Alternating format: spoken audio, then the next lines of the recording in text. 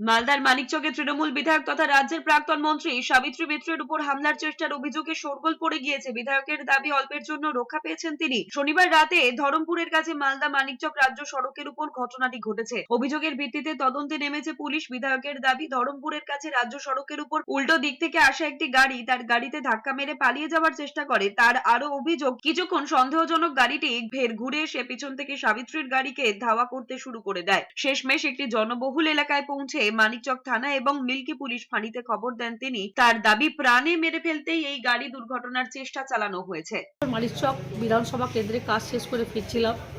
সেখানে একটা বড় ধরনের খেলা হচ্ছে, সেই খেলা শেষ করে ফিরছিলাম এবং সেখানে আসার সময় আমরা যখন মিল্কি ঢুকছিলাম, ঢুকার মুখে তখন একটা গাড়ি আমাদের গাড়ির সঙ্গে প্রচণ্ড জোরে সামনাসামনি ধাক্কা মারার চেষ্টা করলে আমার ড্রাইভার কোনো মতো বাঁকা করে আমাকে বাঁচিয়ে দেয়। পরে দ্বিতীয়বার আবার দেখি সেই গাড়িটা আমার সামনে স্লো করছে এবং আমাকে ওরা প্রাণে মারার পরিকল্পনা তারা নিয়েছিল।